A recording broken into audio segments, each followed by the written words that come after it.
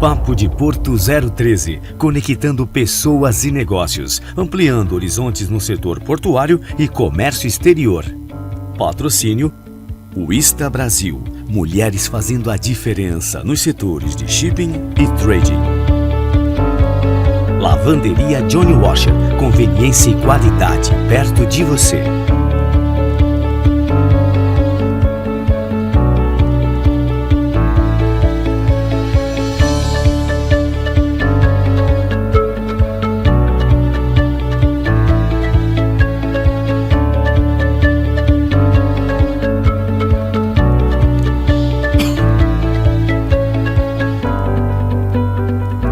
Boa noite a todos, sejam muito bem-vindos a mais um programa Papo de Porto 013. Eu, Luiz Fabiano, serei seu anfitrião nesta próxima hora. Mas não estarei sozinho, é claro, nesta agradável noite de terça-feira. Estarei com um convidado para lá de especial. Um amigo querido que conquistei na minha vida profissional e pessoal também. É com grande satisfação que eu divido esta bancada com o Marcílio dos Santos. Mas antes de eu passar a palavra a ele, eu irei fazer a minha autodescrição. Eu sou homem, negro, careca, olhos castanhos, 1,80 m de altura e hoje estou trajando uma camisa verde com os dizeres em laranja de mangas curtas.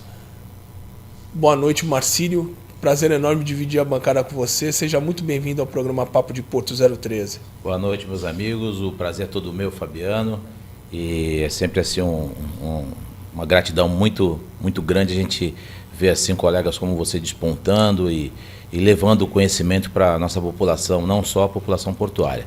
Meu nome é Marcílio Santos, sou pardo, tenho 1,73 m, eu estou nesse momento com uma camisa azul, uma camisa de manga curta e não tem botões. Essa camisa ela tem um zíper que vai até a gola. Uso óculos e meus cabelos são curtos.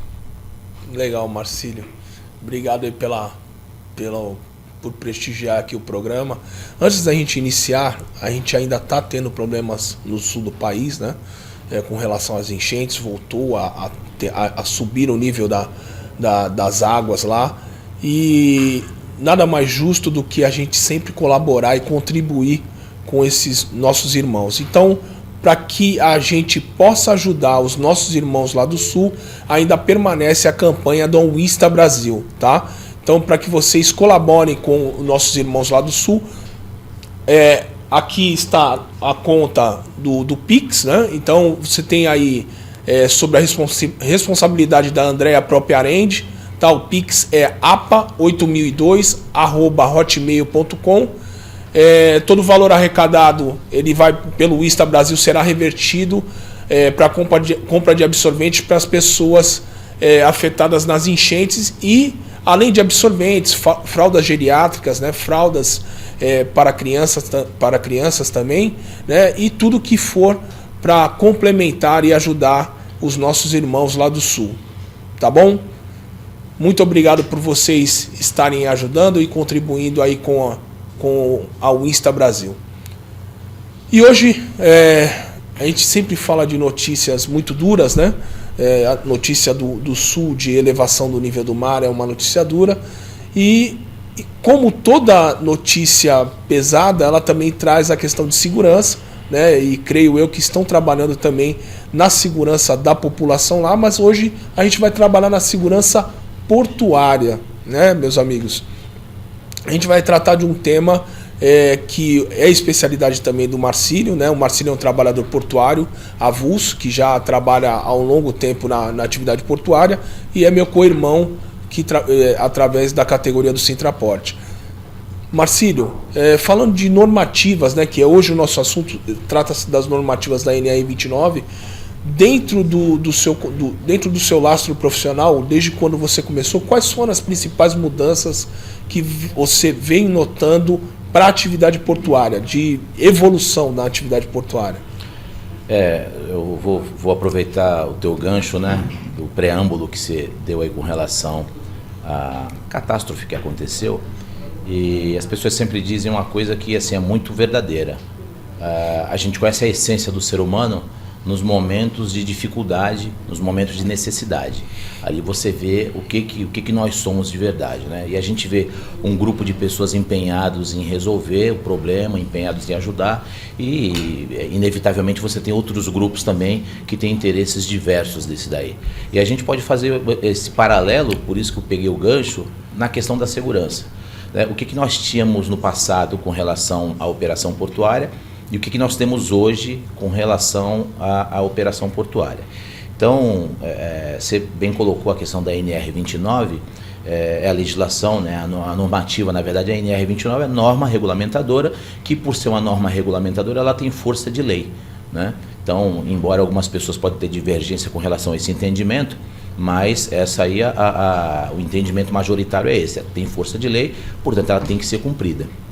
Então, assim, nós tínhamos uma operação portuária que ela era eminentemente braçal, você tinha um número de pessoas assim muito grande na operação e você tinha uma legislação que acompanhava aquela realidade. Hoje a gente tem uma outra realidade, uma realidade onde você tem máquinas trabalhando, máquinas de grande porte trabalhando, é necessária uma qualificação diferenciada para operação desses equipamentos, embora a gente precisa também de uma lei tão ágil e tão forte quanto toda a operação que ela norteia. Então, dentro da NR29, as alterações que eu vejo, que estão focadas assim dentro da questão portuária, bom, o uso de EPI é uma coisa que a gente sabe que sempre foi necessário, né? Embora existiam resistências, porque tudo que é novo acaba trazendo uma certa resistência, as pessoas passaram a entender a necessidade do uso de equipamentos de segurança, tanto individuais quanto coletivos. Agora, nesses últimos anos, uma coisa que eu entendi assim, ser muito importante que houve na alteração, não foi exatamente na NR29, mas a NR5, que ela trata também da questão das CIPAs, né, das Comissões Internas de Prevenção de Acidentes, que hoje passou a ser Comissão Interna de Prevenção de Acidentes e Assédio. Então, assim, a gente começa a entender a real função do direito, né, a real função da lei, da legislação, que nada mais é do que nivelar as relações, nivelar os relacionamentos, né? Relacionamentos civis, relacionamentos na esfera criminal, na esfera trabalhista, na questão da segurança. Então, assim, à medida que você teve um crescimento grande na operação, você precisou fazer algumas alterações na lei, e hoje a gente tem essa questão do assédio que é assim, extremamente importante. É importante a gente saber que as pessoas precisam ser respeitadas, seja em que aspecto for, né? E essa NR5 ela veio justamente para trazer esse resguardo e acalantar essa necessidade que existia, né, dentro da operação portuária. Hoje você falou, a gente tem além da CIPA, né? E a gente fala da CIPA e do assédio, né? Sim. A gente vê que outros órgãos governamentais, principalmente a ANTAC lançou um guia Lilás também, partiu do guia Lilás, que era da CGU, se não me falha a memória, sobre a questão do assédio moral, do assédio sexual. Tendo em vista, já que você levantou essa bola do assédio, até onde é confundido o assédio com uma ordem hierárquica, tá? Porque a gente bem sabe que na atividade portuária a gente tem a pressão por resultados, né? A gente tem aquele comprometimento por resultados. Então, dentro desse comprometimento por resultados, há também uma ordem hierárquica, né? No caso, para que seja cumprida aquela tarefa. Até onde a ordem hierárquica pode ser encarada como uma ordem e até onde ela pode ser encarada como um assédio moral, dentro do que você está vendo aí dessa mudança que teve da NR5. Sim, quando a gente fala do assédio, você tem todo um aspecto legal em cima disso daí, né? Esse aspecto legal, a gente tem o resguardo no direito penal e assim, no direito penal, o principal é o dolo, é a vontade. Então, se tratando da esfera do trabalho e respondendo a tua pergunta, eu acredito que o que vai diferenciar a questão do assédio para a questão de uma outra situação qualquer, seja do relacionamento entre colegas, né, da mesma função, ou entre o nível de hierarquia, né, seja de cima para baixo ou de baixo para cima, é aquela carga emocional que você está levando para aquela pessoa. É a carga com que você fala, a maneira como você expõe uma situação, e aí você vai tendo níveis, né? Você tem um toque, você tem uma maneira de falar, você tem um jargão que você usa, você tem velhos ditados populares, né?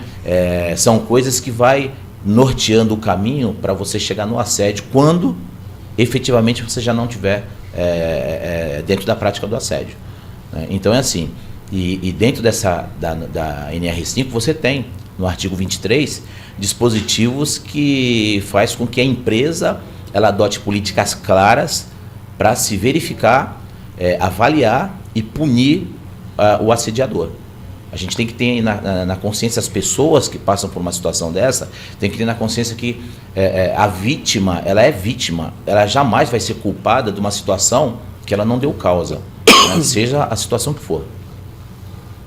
Tá, então a gente fala da vítima, mas ainda não ficou claro com relação a essa linha tênue, né? Porque você tem, voltando, essa pressão do terminal, dos terminais que você já passou, né?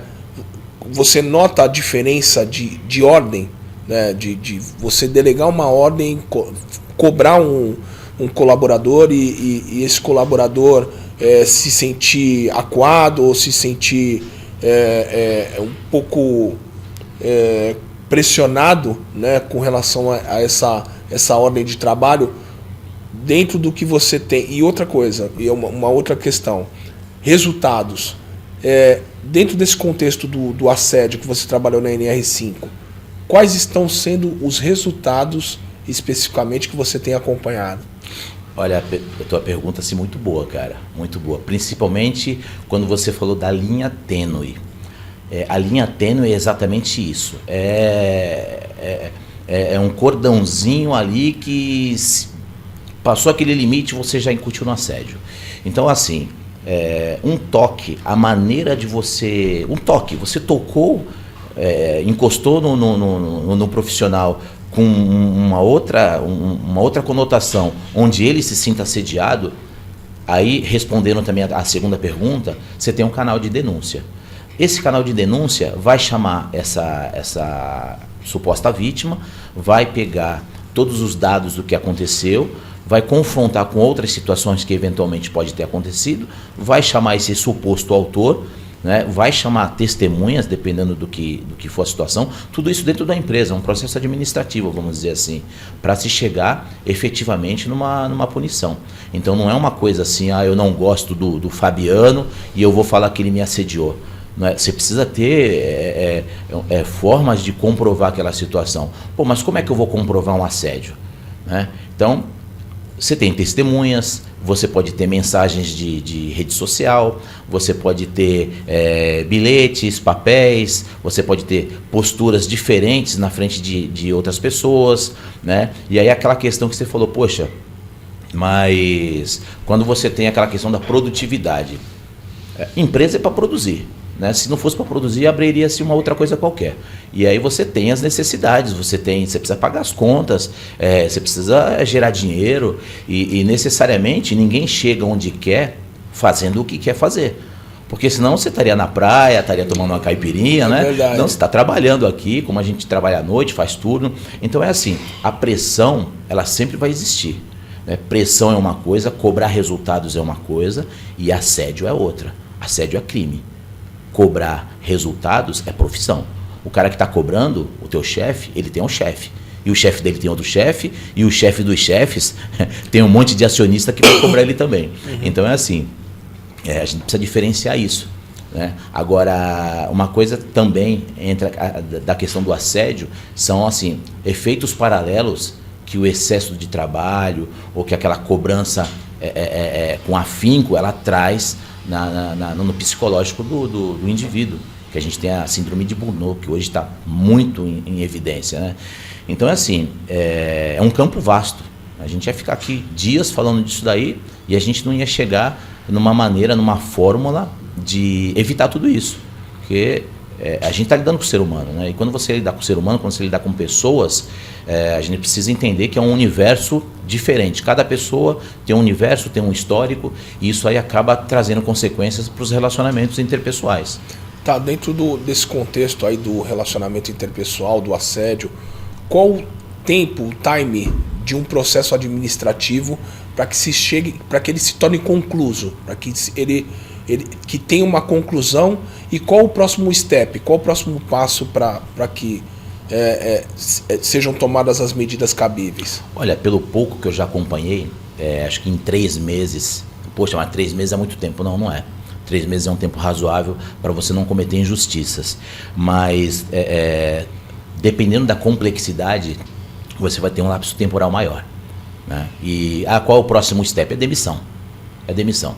Porque na medida que a empresa não tomar uma providência enérgica, ela passa a ser cúmplice ou coautora, ou então tentar dar um jeitinho para não prejudicar. Não é assim.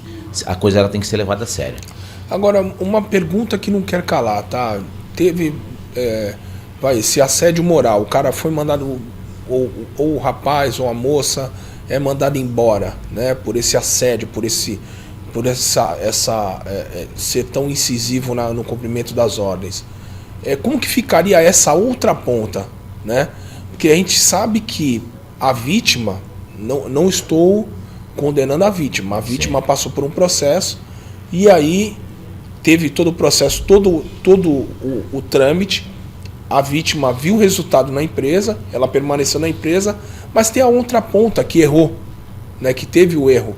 Como que fica a vida dessa outra ponta após todo esse processo e após ser mandado embora? Porque a gente tem que ver também que do outro lado, como ser humano que nós somos falhos, existe um ser humano que falhou naquele momento e que o mercado cobra, porque quando você tem essa falha, o mercado ele cobra, o mercado ele às vezes nem absorve esse ser humano devido ao lastro profissional que ele construiu dentro da empresa que teve o assédio. Como que fica? Como que as empresas estão trabalhando nesse sentido? Olha só, Se você já viu algum caso do pós, né? Sim. O pós-trâmite, né, no caso.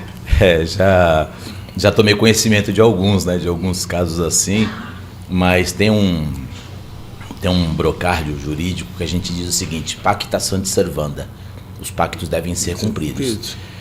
Na hora que eu entro numa empresa, na hora que eu vou efetivamente entrar numa empresa, eu tenho uma integração, eu tenho conhecimento daquelas normas, embora sejamos falhos como ser humano, etc e tal, os contratos existem para isso, né? Lá no início eu falei da finalidade do direito, que é normatizar, que é nivelar as situações. Na hora que eu escorrego e por uma razão qualquer eu deixo sair, né, essa minha essência humana que é de ser falho, o contrato ele tem que ser cumprido. Pacta sunt servanda. Né? Mas como é que fica a outra ponta, como é que fica o outro lado? O outro lado ele vai sofrer as consequências da falha dele, como todos nós, né? Então, tem pessoas que vão para o mercado novamente, se realinham, vai buscar auxílio psicológico, eu não sei, cada caso é um caso diferente, né? As pessoas guardam os seus fantasmas internos e volta e meia solta, né? Deixa extrapolar. E eu acho que os tratados, os acordos, os contratos servem justamente para isso aí. Então, assim, sendo mais incisivo na resposta, eu não sei o que acontece com alguns casos, mas eu conheço outros casos onde a pessoa, né, o indivíduo, ele está empregado, ele está fazendo uma outra situação, ainda dentro do segmento que ele tem qualificação para isso, e a vida que segue. E eu espero que sirva assim, de aprendizado, para entender que aquela conduta que ele tomou não foi a mais correta, né, não foi a mais justa, talvez, não foi a mais humana, né? E é assim que funciona a coisa. Legal. Agora, vindo aqui para o nosso mundo também portuário, né? A gente falou que a NR5 também ela cabe em qualquer lugar, mas recentemente, né? Acho que foi no ano de 2018 ou 2019, tivemos muitas mudanças, né, normativas nas legislações, nas normas de segurança do trabalho. Dentro desse contexto, qual foi a que mais te impactou e mais te provocou a você procurar mais o conhecimento em cima dela? Além da NR29 que a gente tem a do Porto. Tá. Olha só, a gente, na medida que a gente começa a ver uma mudança da operação portuária, uma mudança das cargas, das mercadorias, você vê a necessidade de se alterar algumas coisas. A gente não tinha antigamente, é que cada empresa, às vezes ela usa um nome específico para um determinado acessório. A gente tinha, numa empresa onde eu trabalhei, o Grupo Libra, né, que encerrou as atividades, ou UNTA, unidade de trabalho, onde você é um container que você vai lá e pega eventualmente o estivador que se acidentou ali. Então, hoje a gente tem esses acessórios que foi criado por nós aqui, portuária, quem está ali no dia a dia. Né? Pô, você fica quietinho, escondidinho, mas você tem uma participação gigantesca nessas situações que aconteceram, nessas mudanças que aconteceram. Então, assim, eu acho que as principais mudanças que vieram, elas foram benéficas. Benéficas no sentido de proteger a vida, proteger a segurança das pessoas, embora a gente precise proteger as cargas também, porque, afinal de contas, a carga é do cliente, o cliente paga ali o contrato, paga o que está sendo movimentado, e a gente precisa dessa segurança para eles também. Mas o principal que é visto é a segurança, a vida das pessoas.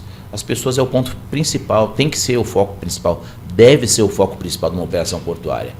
Porque quando você movimenta a carga, você não está movimentando carga, você está movimentando vidas, você está movimentando famílias, você está movimentando sonhos.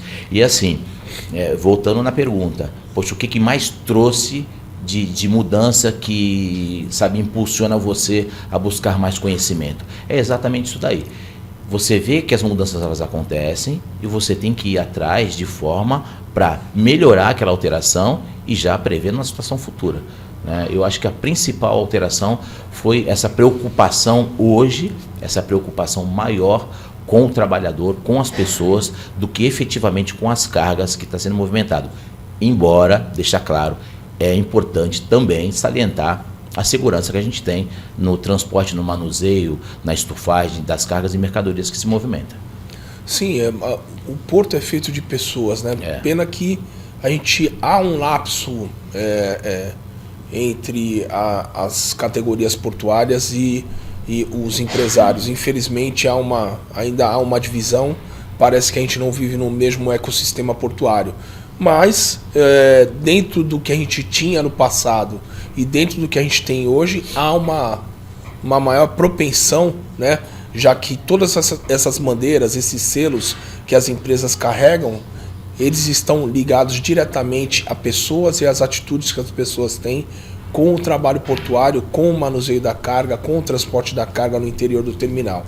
Né? Então, quando a gente fala das mudanças de legislação, e que você trouxe, que foi uma mudança significativa dentro da NR5, né? E que estão todos os órgãos governamentais trabalhando em cima disso, ANTAC está trabalhando, CGU está trabalhando, as empresas, né? Eu até levantei um relatório da empresa sobre a equidade, sobre a isonomia, sobre o salário da equidade de gênero. Sim, tá? Tem empresas já em Santos que tem já divulgados esses números. Então, a gente está tendo uma evolução dentro da área portuária em todos os aspectos. Quando a gente tratou de NR29, a gente viu muito mudança. Você falou do UNTA, né, da Unidade Móvel de Transporte em Altura, mas eu queria explorar mais do Marcílio, no sentido do Marcílio do Sintraporte. O Marcílio do Sintraporte que trabalha dentro já trabalhou dentro de armazém, moegas, vagões. Quais foram as principais transformações que você viu aí que você possa trazer aqui para quem nos acompanha no Papo de Porto 013? Olha, a necessidade de qualificação. A necessidade de qualificação do trabalhador. Enquanto no passado a gente precisava efetivamente de força braçal, da quantidade de pessoas trabalhando, hoje você tem um número menor de pessoas trabalhando, porém essas pessoas têm que ter um raciocínio lógico, tem que ter uma qualificação diferenciada para operar um equipamento A, B ou C, tem que ter uma qualificação para saber lidar com determinados tipos de carga, que tipos de acessório de segurança do trabalho ele vai precisar utilizar. Então, assim, é alteração. O mundo, ele não é estático, ele está sempre mudando, ele está sempre evoluindo. E nós, como pessoas, temos que mudar também, né? Hoje, a visão do Sintraporte, ela é uma visão ampla. Nós temos contratos, aí nós temos acordos com os terminais aqui, nós trabalhamos em todos os terminais, né? Isso é fruto de negociação, né? Não é fruto de imposição, não é fruto de greve, embora a greve, movimento paredista, movimento sindical, ele é um dos caminhos, não pode ser o único caminho. Até estive falando com um colega numa outra ocasião, a hora que você só tem um martelo na mão para trabalhar, tudo que você vê você acha que é prego e você vai resolver na pancada, e não funciona desse jeito. A gente está num mundo corporativista, a gente está num mundo sem fronteiras, então a gente precisa saber tratar com as pessoas, tratar com as línguas diferentes, tratar com gêneros diferentes.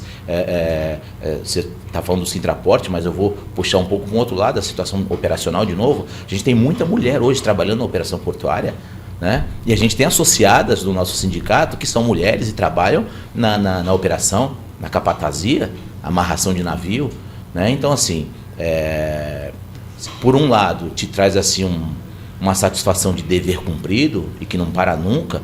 De outro, te traz uma responsabilidade muito grande também, porque, mais uma vez, a gente não movimenta só cargas, e no sindicato você não lida só com pessoas, você lida com famílias também.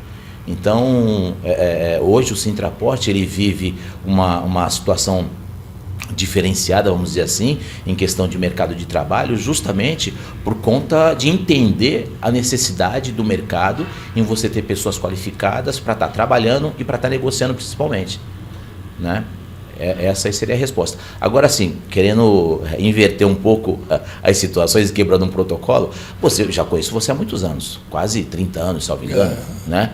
E eu sei que eu tenho aqui esse meu amigo que ele tem assim, uma experiência internacional, né? Dentro dessas perguntas que você me faz e que você pode tirar de análise do que você viveu lá fora, dos portos que você conheceu lá fora, dentro do cenário que a gente vive aqui, você está uns 20 anos à frente.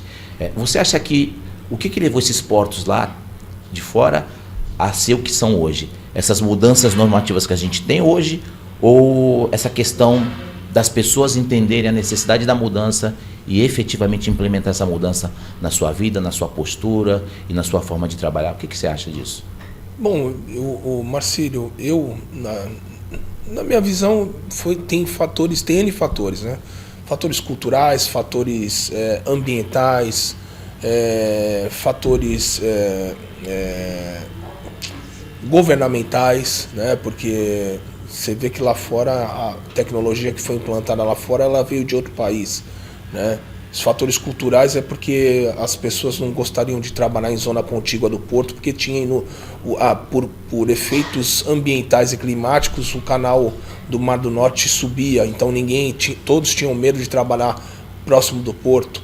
Então tem N fatores que podem ser colocados aqui, né? Não é o caso do Brasil, né? Não é um caso, e aí a gente vai falar de densidade demográfica, tamanho de território, né? Você tem a Holanda, e a Holanda é menor que o estado de Sergipe, né? Ou do tamanho do estado de Sergipe. Então, quer dizer, são outros fatores. Você tem um país pequeno, você tem a necessidade de tomar atitudes mais rápidas do que a gente tem aqui no Brasil. O Brasil é um país continental, né? É multifacetado, de outras culturas, entendeu? Rios e mares, tá? Uma grande parte navegável, com exploração econômica. Lógico, tem muita coisa que a gente poderia explorar aqui para falar de experiência internacional, mas eu vou explorar o Marcílio. Eu vou tomar de volta certo, aqui, entendeu? É o seu ponto, entendeu? Mas tem muita coisa que pode ser explorada.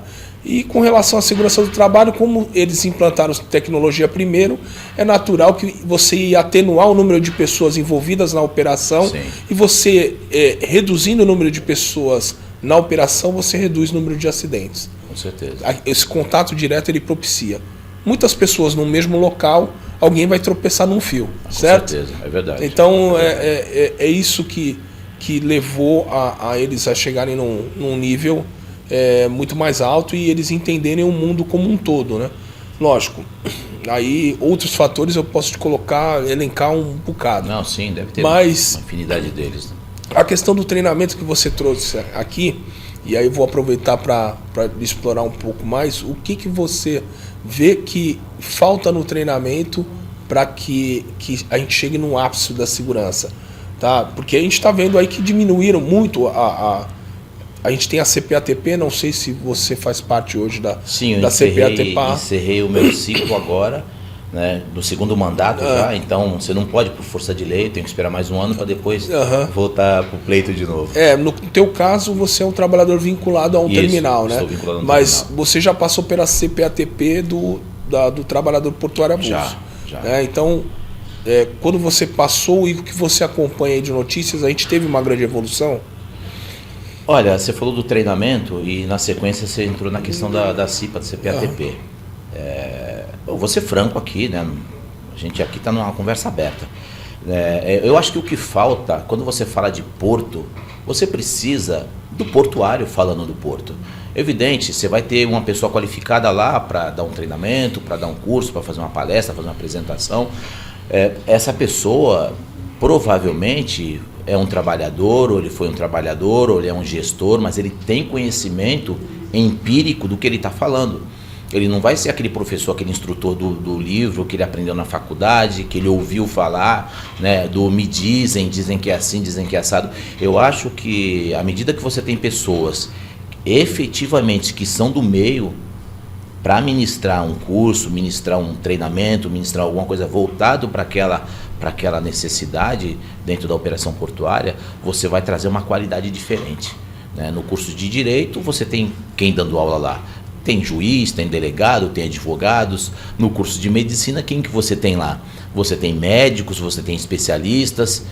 Às vezes, no curso de portuário, você tem o cara que ele leu lá, fez um cursinho, etc e tal, mas não tem a vivência portuária. Ou ele tem uma vivência portuária de um segmento X. Ele não tem aquela vivência portuária de toda a operação portuária. Então, não desmerecendo ninguém, lógico, cada um dentro da sua qualificação, dentro do seu quadrado, mas eu acho que para trazer uma qualidade diferente para os cursos que efetivamente tem no mercado, todos eles, inclusive os voltados para a parte da faculdade, os tecnólogos, deveria ter sim esse viés, essa visão de você trazer pessoas, ainda que seja para ministrar uma palestra, fazer uma apresentação. Eu participei de um curso onde você levou um navio, né? Lembra? O cara chega lá com o navio, o professor lá chega com o navio e mostra, ó, o navio é assim, assim, assado, isso aqui é o calado. Quer dizer, você começa a ter uma visão, quando você vê o navio lá na praia, você fala, pô, ele não acaba ali, lá para baixo da linha d'água você tem mais uma outra estrutura. Ah, por isso que o pessoal fala do calado, etc e tal. Então você traz um conhecimento diferente, mas você consegue fazer isso porque você é portuário, você trabalha, você conhece ali o dia a dia. Então você tem uma visão diferente, você sabe qual é a necessidade daquele aluno que está sentado ali. E só para complementar, às vezes a gente vive numa cidade onde as pessoas não sabem, às vezes, o que é o porto, quais as atividades que tem, quais as oportunidades que tem. A gente está no maior porto da América Latina e o índice de desemprego é grande também. Então, assim, existe uma diferença entre uma cidade portuária e uma cidade que tem porto. E nós não temos nas escolas, aqui municipais pelo menos, tem estaduais também, nada, absolutamente nada que fale sobre porto. Fala do porto, como foi descoberto o Brasil, etc e tal, mas efetivamente o que é o porto? Isso aqui é uma coisa que gera emprego. Isso aqui movimenta milhões, as riquezas passam por aqui e a gente não sabe lidar com isso, né? De uma forma catedrática, de uma forma acadêmica. A gente não sabe lidar com isso. Essas crianças, esses adolescentes que começam na carreira, né, eles têm que conhecer o que é o porto. E saber que isso aqui tem que ser tratado de uma forma respeitosa, de uma forma carinhosa, com empenho, para que isso aí fique pelos próximos 300, 400 anos. Legal. Quando a gente fala da atividade portuária, é muito rico e interessante, e só a título de anotação aí, para todos que nos acompanham, toda cidade, todo país que tem uma cidade portuária, o porto é um gerador de riquezas, tá? Então, toda cidade que tem uma área portuária, ele é gerador de riqueza, de emprego, tá? Ele é um indutor de desenvolvimento para aquela cidade, para aquele país. A gente estava falando das NRs, a gente estava falando de treinamento. Hoje, existe um treinamento que quando você retorna para a atividade, é obrigatório você fazer esse treinamento na área de segurança do trabalho. Dentro do que você tem hoje, que você trabalha no terminal, e dentro do que você percebe aí no avulso, até pelo que você acompanha, o que falta para um complementar o outro? O que falta para as empresas trazerem essa aproximação entre o trabalhador avulso e o trabalhador vinculado? O modus operandi do trabalhador avulso e do vinculado? Bom, para falar disso, a gente precisa viver as duas realidades, né? Como eu já vivo, você também. Então, assim, a realidade do TPA, do trabalhador portuário avulso, ele é uma, a realidade do trabalhador vinculado é outra. Enquanto o trabalhador desse lado aqui, o avulso, ele tem assim, a flexibilidade de trabalhar em vários terminais, até pela qualidade de avulso, esse aqui não. Esse aqui ele está fechado apenas nas normativas e nas regras daquela empresa X, ponto final. E aí a gente tem assim um outro viés também. Você tem empresas que estão dentro do porto, operadoras portuárias, né, que estão dentro de um porto organizado, e outras que estão fora do porto organizado. Embora a legislação, na esfera de segurança, ela abrange todas elas. Então, o que a gente pode fazer para nivelar os dois, para deixar uma coisa padrão? As entidades empresariais, as entidades sindicais precisam sentar e pactuar uma forma de nivelar essa situação. Porque você tem os trabalhadores e você tem os sindicatos, as entidades sindicais que os representam, você tem os operadores portuários e você tem as entidades sindicais também que representam essas empresas. Então, precisa ter uma comunicação entre essas partes, porque na medida que você tem um contrato, um acordo entre essas partes, volto de novo, pacta sunt servanda, vamos cumprir. E aí, esse cumprimento envolve o quê? Envolve treinamento. Treinamento envolve o quê? Envolve custo, né? E embora as empresas elas veem o custo como uma necessidade, algumas veem custo como um gasto. E não pode ser visto dessa forma. Custo é investimento, né? Hoje o trabalhador ele é afastado por conta de um acidente, ele gera uma despesa para o governo, ele gera uma despesa para a empresa, que ela vai ter um déficit no seu quantitativo de pessoas, e para evitar tudo isso, por que não, de repente, a gente ter um tratado entre as partes, entre essas pessoas jurídicas, entre esses sindicatos, para nivelar essas situações, né? Porque na empresa A tem as normas X, na empresa B tem as normas Y, mas deveria ter uma norma entre essas pessoas que, olha, é geral para todo mundo. Existe a lei, lógico. Porém, em alguns lugares as pessoas não se atentam muito ou não tem aquela fiscalização que é necessária e aí a gente tem acidentes que acontecem justamente por falta de postura, tanto de um lado quanto do outro. Quando a gente vê a mudança de legislação, Marcílio, e aí aproveitar um pouco mais e me aprofundar contigo, a gente viu a mudança de legislação, incorporação de algumas regras, e aí a gente tem dentro das normativas, as normativas que são setoriais, as gerais e as específicas, né? No caso. O que dá para incorporar dentro da NR 29 que você vê das normas gerais dentro da NR 29? Que você tem aí em mente de bate-pronto? Cara, assim, do que a gente vê do dia a dia... E antes não te cortando, para que você possa explicar também quais são as diferenciações entre normas gerais, específicas e setoriais. Então, vamos por parte aí, né? Como diria Jack, o estripador. Normas gerais, o nome já fala, é uma norma geral que vale para todo mundo. Por exemplo, cumprir a lei. Todo mundo é obrigado a cumprir a lei. E ninguém pode se excusar dizendo que não conhece a lei. As normas específicas. Olha, você tem uma norma, que eu vou pegar esse exemplo depois para complementar a tua primeira pergunta. Normas específicas, atracação de navio. A gente tem um número X de pessoas para atracar o navio, você tem uma forma de atracar o navio, você tem toda uma dinâmica naquela operação, né? Então você tem as gerais, você tem as específicas e as setoriais.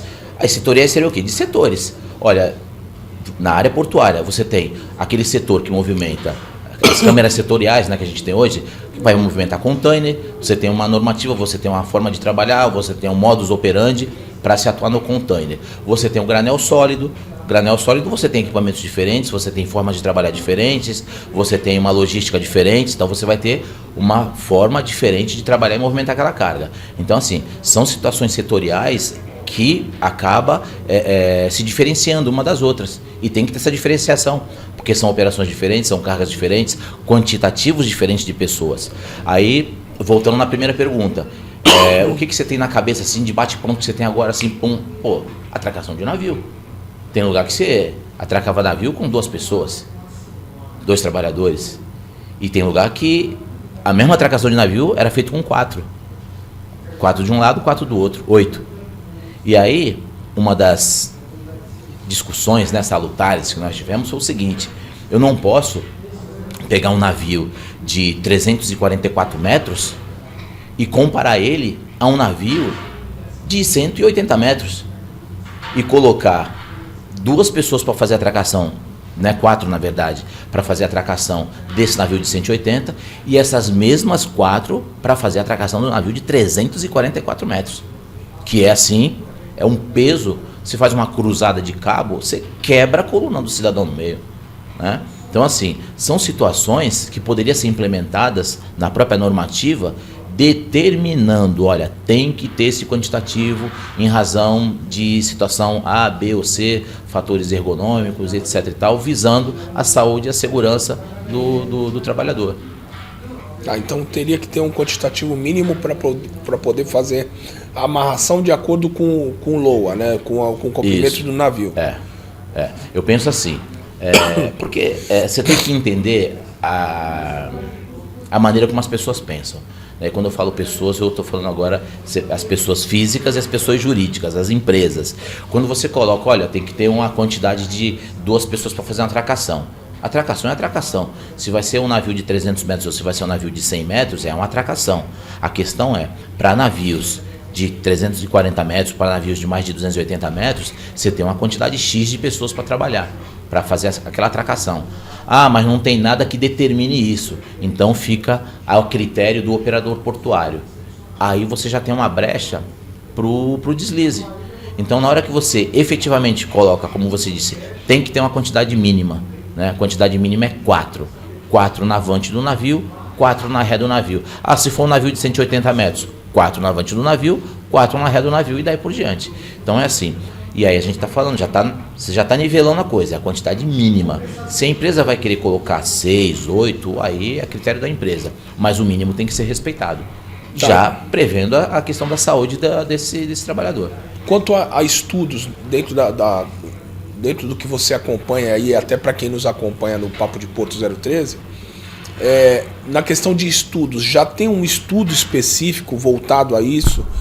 Dentro do Sintraport, além dessa atividade da atracação, quais as outras atividades que você identifica que tenha que ter um estudo nesse sentido, no sentido ergonômico da coisa? Tá. Dentro dessa questão da atracação, se tem algum estudo, eu desconheço. Mas dentro das atividades que hoje o Sintraport, que hoje o profissional do Sintraport ele exerce, você tem o trabalho de capatazia, que ela está descrito na legislação, qual é essa atividade, mas a gente movimenta veículos, a gente faz a descarga de vagões, a gente faz a atracação de navio, colocação, retirada de castanha dos containers, você tem embarque de cargas com excesso, e aí você precisa usar cabos, que atividades, que estudos são desenvolvidos hoje para se chegar no mínimo ideal de trabalhadores, ou para se chegar num mínimo que não vá causar um impacto tão pesado nesse profissional. Uma coisa é o sindicato trazer um estudo e forçar, né, uma discussão, e outra coisa são as empresas trazerem isso daí e também forçar a discussão. Hoje, eu não vejo nenhuma das partes forçando uma discussão nesse sentido. E agora, eu não sei assim se é porque a gente está vivendo um mundo tão dinâmico, uma situação tão dinâmica, onde as pessoas, o que é necessidade hoje, deixa de ser necessidade amanhã, porque aparece uma outra situação que aquela necessidade primeira já não é mais tão necessária e aquela segunda passa a ser. E aí alguns assuntos vão ficando para trás, porque um desgaste da tua coluna não vai aparecer de hoje para amanhã. demora. Só que quando aparece, ela vem com força. Aí você precisa ter maneiras de tá resolvendo a situação. Mas hoje eu não vejo, assim, dentro desses mundos que eu vivo, eu não vejo nenhum trabalho, nenhum estudo acadêmico, nenhum estudo de alguma instituição que vá trazer uma solução para isso. Que vai chancelar. Que vai chancelar, isso. Tá, então, mas aí você tem a probabilidade da gente poder fazer alguns ajustes dentro da... Eu falo da atividade de Sintraporte, que é a sua atividade principal.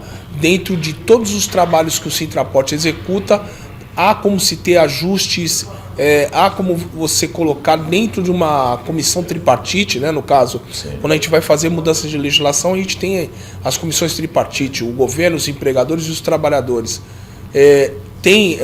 Você pessoalmente, você tem alguma coisa que possa contemplar e que possa colaborar nesse contexto a gente tem, de reformulação? Tem estudos que você faz, estudos comparativos, né? Então, assim, uma atividade onde você tem uma situação repetitiva, você pega aquilo dali, a gente chama de você pega emprestado aquela atividade que é feita num determinado segmento e você traz para o nosso setor. Então, você tem um peso, exemplo, né? Título de exemplificação.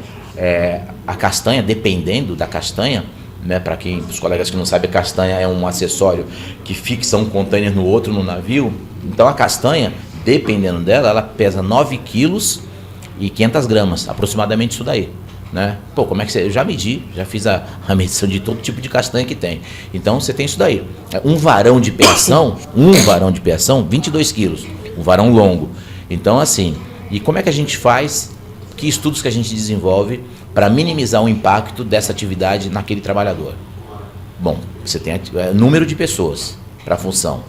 Se você tem um número de pessoas, 8, por exemplo, você vai ter 4 desempenhando uma determinada atividade naquele momento e as outras 4 desempenhando uma outra atividade, né? E aí você tem o quê? O descanso do corpo. O descanso do corpo. Qual a diferença básica entre o trabalhador avulso e o vinculado? O vinculado, o trabalhador que está fichado, né, com a carteira assinada numa empresa, todo dia ele faz a mesma função. Todo dia ele faz a mesma função. Todo dia a mesma função. O desgaste nele é muito maior, muito mais rápido do que no avulso. Porque o avulso, ele está tendo uma rotatividade nas atividades que ele faz. Hoje ele está numa limpeza de costado, amanhã ele está num funil, amanhã ele está no terminal de container, no outro dia ele está no navio de passageiro, no outro ele está dirigindo um carro lá pro ro-ro. E aí você tem aquele descanso que o corpo precisa. No avulso, no TPA. O vinculado não. Todo dia, todo dia, todo dia, todo dia. Se a gente não tiver uma atenção diferenciada, a gente não tiver um olhar diferenciado para esse profissional, certamente você vai ter um grupo grande de profissionais trabalhando sob efeito de medicamento, porque as pessoas precisam trabalhar. Então ninguém quer ficar reclamando de dor, indo no ambulatório, porque acaba, vamos dizer assim, sendo visado, né? E ninguém quer passar esse risco. Fazendo um comparativo aqui, o avulso é uma academia de musculação. Um dia ele faz peito, outro dia ele faz perna, outro dia ele faz costas, né? Isso, e o vinculado, ele só faz a esteira, só faz braço, isso, né? Só faz o braço. É isso aí. Né? Fazendo um comparativo assim muito, legal, muito lógico, assim, muito rápido. Mas, Marcílio, você falou que possa ser que tenha esses estudos dentro do teu lastro profissional aí que você carrega. E aí, a título de curiosidade, qual foi uma atividade que foi mais impactante e que você recorreu às normas regulamentadoras? A qualquer uma delas que você, assim, se recorde, foi um trabalho que te impactou muito, que você ficou um pouco nervoso, para não dizer... Cara, que você recorreu... Quando você fala isso... E, aliás, eu não preciso nem responder, eu vou responder, né? Mas para quem me conhece, para quem trabalha comigo, já tem a resposta. Já sabe a resposta.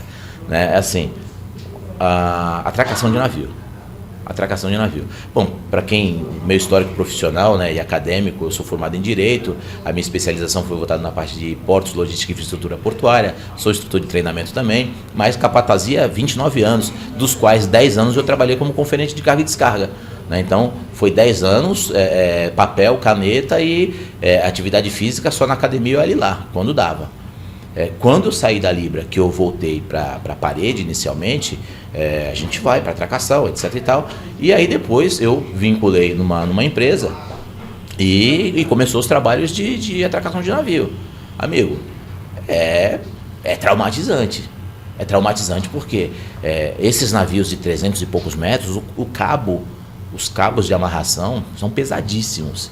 E para você fazer isso em 2 pessoas, fica muito penoso, muito penoso. E aí foi uma discussão que eu levei para a CIPA, levei para os meus gestores, fui levando as esferas. À medida que a coisa fomos desenvolvendo projetos e ideias para facilitar não só o dinamismo da operação, como minimizar esse impacto no organismo do indivíduo. E a parte boa é exatamente essa. Você pode ficar avisado por alguns, mas algumas pessoas vão entender esse teu pleito e vai trabalhar, vai movimentar para que as coisas aconteçam. E aconteceram mudanças que favoreceu esse processo de atracação de navios. Então, é assim, o certo sempre vai ser certo e o errado nunca vai ser certo, porque à medida que você tem uma discussão justa para você chegar numa coisa que é certa, algumas pessoas vão te entender. E essas pessoas acabam te ajudando a você conquistar aquele objetivo, como de fato acabou sendo conquistado. E hoje a situação é um pouco mais tranquila nesses processos de atracação de navio. Quando a gente, pelo que eu me recordo, né, de procedimento, eu lembro que era jogado uma retinida para o gringo amarrar, né? Amarrar as espias do navio, né? Que é o nome correto das espias daquelas cordas, né, que todo mundo interpreta como corda, mas o nome técnico é espia. E eu me recordo que era jogado uma retinida, que é um bolo, como se fosse um bolinho de feltro, né? Uma bola de feltro com uma linha, e era jogado para o navio, né? Há muitos anos atrás eu vi algum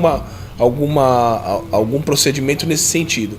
E hoje a gente vê ao contrário, os gringos jogam essa retinida para a terra para que facilite a puxada do cabo. Era isso mesmo? Era. Você falando isso, você até denuncia a tua idade, você denuncia quanto tempo você tem de corpo, né? Não posso falar, não. Então. Mas todo mundo vai deduzir, né? Mas é assim mesmo, hoje o procedimento é esse daí. Então ele joga uma retinida, essa retinida cai no costado ali, né? Cai no pier ali, e aí você vai puxar a retinida quando vem a espia, vem o cabo de amarração. E aí você faz todo esse processo de amarração do cabo, você solta essa retinida, ele recolhe ela e você faz todo esse processo. A maior parte dos navios, essa retinida ela é jogada de forma braçal. Alguns navios da Evergreen, eles têm um canhão onde ele coloca aquela retinida e ele dispara, um tiro mesmo, pau, um tiro, e a retinida ela vem numa velocidade que se pega no peão ali e faz o cara cair no chão. Então hoje o processo é esse daí, o processo é exatamente assim. Legal. E quanto de peso, levando em consideração que quando as espias caem dentro d'água e o pessoal vai puxar, quanto de peso mais ou menos você imagina que tenha as espias para poder fazer a... Cara, você pode calcular aí uns 100 quilos, disso para mais. Assim, por todo o cabo não. De novo, esses navios de mais de 300 metros, você tem um peso, o cabo em si ele já pesa.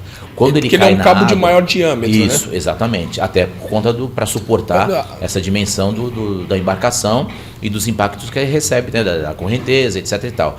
Mas eu calculo assim, pelo que minha coluna me lembra, aproximadamente aí de 100 quilos para mais. Então assim, você tem um cabo bem pesado, estamos falando de um só. E aí você tem outro fator, que é quando ele molha, quando ele afunda, aí você tem que tirar ele da água molhado, e aí você tem um outro fator que piora, quando você tem a cruzada de cabo. Cruzada de cabo, você tem um navio atracado aqui, né? Popa, aí o outro vai aqui, e aí ele vai jogar o quê? Os cabos para cá. Quando ele joga o cabo que vem do navio aqui, ele vai fazer esse embarrigamento, e aí você tem que vencer esses cabos desse navio aqui para poder fazer a amarração. Então assim, o peso triplica, né? E haja braço ali. Legal, Marcílio.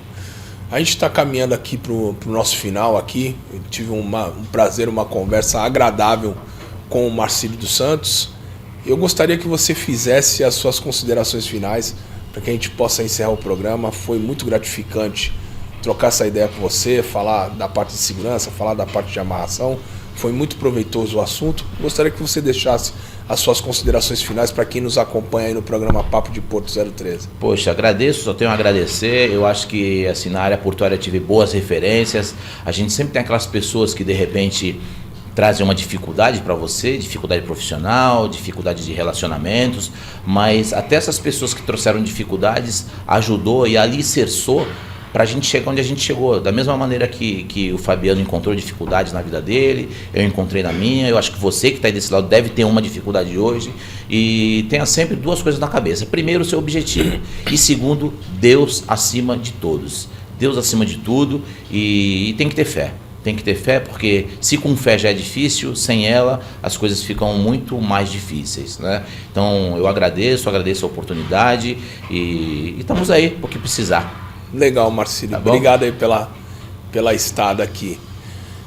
Pessoal, caminhamos aqui para o nosso final. Muito obrigado por vocês estarem acompanhando o programa Papo de Porto 013. Desejo caso vocês queiram acompanhar o programa na íntegra, @Papo de Porto 013 no canal do YouTube, e no Instagram @Papo de Porto 013. Desejo a todos uma semana de vitórias, que Deus agracie a vida de todos. Um grande abraço. Fiquem com Deus.